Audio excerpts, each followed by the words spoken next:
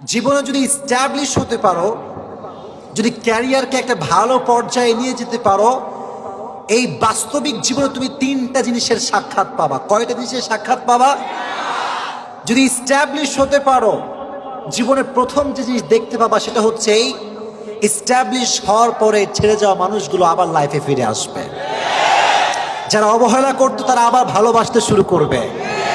যারা তোমাকে দেখলে ঘুরেও তাকাতো না তারা তোমাকে ইস্টাবলিশ হওয়ার পরে স্যালিউট করতে শুরু করবে। তবে এটা ইস্টাবলিশ হওয়ার পরে, ইস্টাবলিশ হওয়ার আগে না।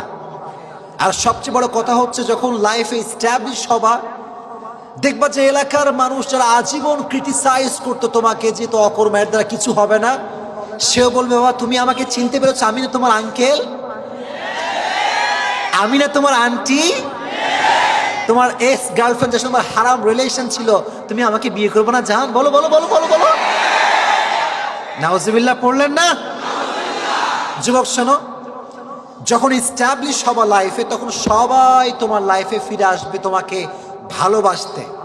কাউকে ফিরাই দিবা না, কারোর সঙ্গে খারাপ ব্যবহার করবা না, সবাইকে ভালোবাসা দিয়ে বরণ করবা ইনশাআল্লাহ।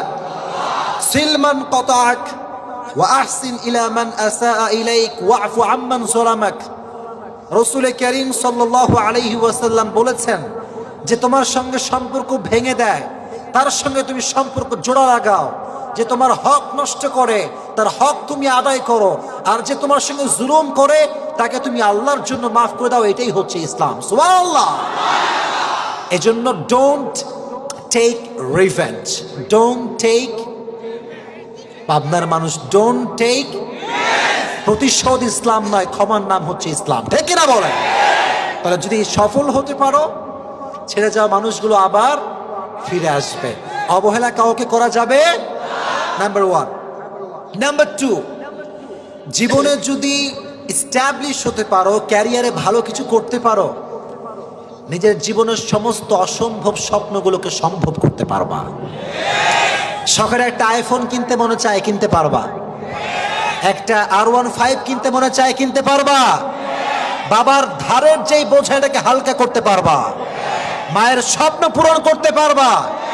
চাইলে একটা সুন্দর মসজিদ বাংলার জমিনে তুমি কায়েম করতে পারবা।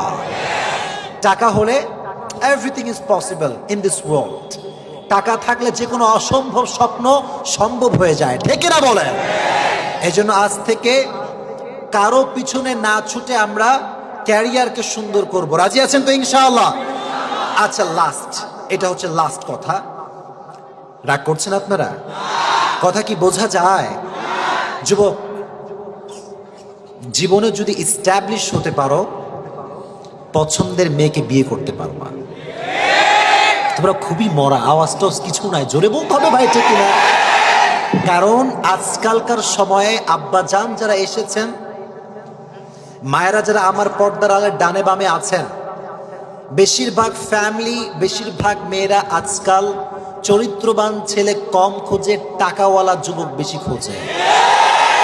ये पैसे का खेल है या किसका खेल है मेरे दोस्त? पैसे का खेल है। আর সত্য কথা হচ্ছে এই ভাই, সেদিন আমি মুফতি তারিক মাসউদের একটা বয়ান শুনছিলাম। উনি পাকিস্তানের একজন মানুষ। ভাষা কি বাংলা না উর্দু? কথা কয় না, বাংলা না উর্দু?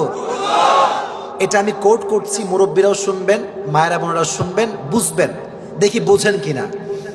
उन्हीं बोलन जे आजकल की कुछ लड़कियां ऐसे होती है जो अखलाक वाले लड़कों के पीछे कम भागती है, पैसे वाले लड़कों के पीछे ज्यादा भागती है।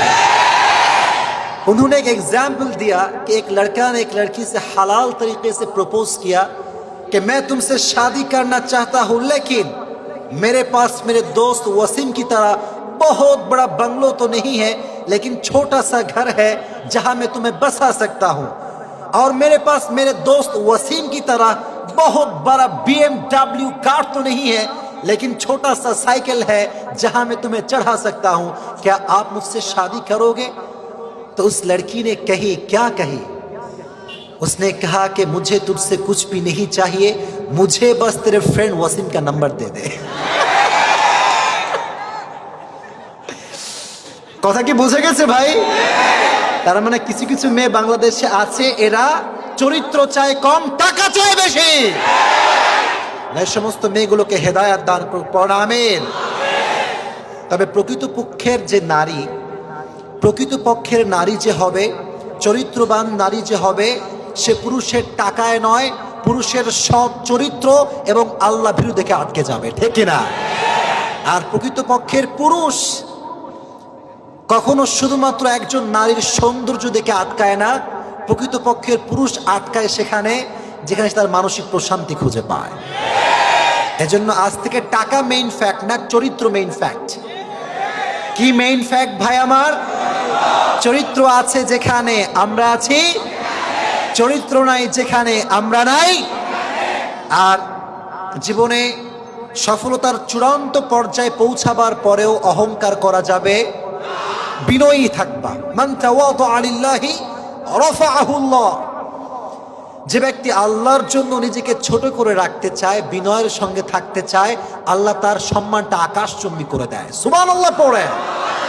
আল্লাহ প্রত্যেকটা যুবককে সমস্ত ফিতনার থেকে হেফাজত করে ক্যারিয়ারে এস্টাবলিশ হওয়ার তৌফিক দান করুক, পড়া আমিন।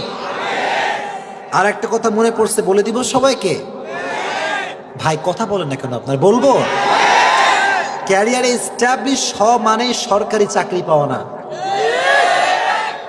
কথা ঠিক আছে না ভাই আমার? এই মানে বুঝলাম না ব্যাপারটা। আসলে ভাই কিছু কিছু বাবা মনে করে ফ্রিল্যান্সার বাংলাদেশে নাই, কথা কয় না, আছে না নাই? কি যে দুঃখ ভাই, একজন ফ্রিল্যান্সার মাসে 3 থেকে 4 লাখ টাকাও কামায়, এরকম ফ্রিল্যান্সার বাংলাদেশে আছে। কিন্তু এই ফ্রিল্যান্সার যখন এই ইনকাম নিয়েও বাবার কাছে যায়, যে আব্বা যান আপনার মেয়েকে পছন্দ, বিয়ে দিবেন কি আমার সাথে? বলে কি করো? বলে ফ্রিল্যান্সার। বলে সরকারি? বলে না।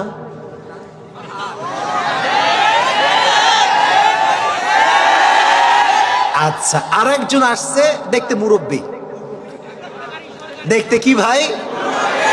দাড়ি আছে তবে সব সাদা, চুল নাই তবে টাকলা। বলছে আপনার বেতন কত? বলে 15,000। বলে কি এটা কি সরকারি? বলে সরকারি। আসেন আসেন আসেন আসেন আসেন আসেন।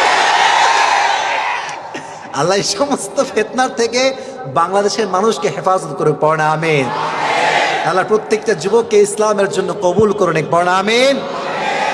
দেখো ভাই, আমি কথা খুব সিরিয়াস বলি, আমি সিরিয়াস কথার মানুষ, সত্য কথার মানুষ, বাস্তবমুখী মানুষ। আমি আবরারুল হক আসিফ।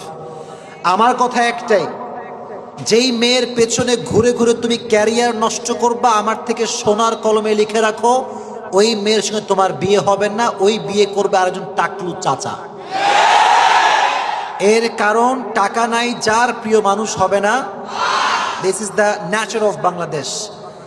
বাংলাদেশে যে ছেলের টাকা আছে তার সব কিছু, এখন তার মাথায় চুল আছে কি নাই ডাজন্ট ম্যাটার। কথা কি অবাস্তব না বাস্তব? তাহলে আজকে তোমাদের জন্য ইনস্ট্রাকশন হচ্ছে, মেয়েদের পেছনে না ঘুরে firstly you have to establish yourself. কথা বলো, ঠিক কিনা বলো?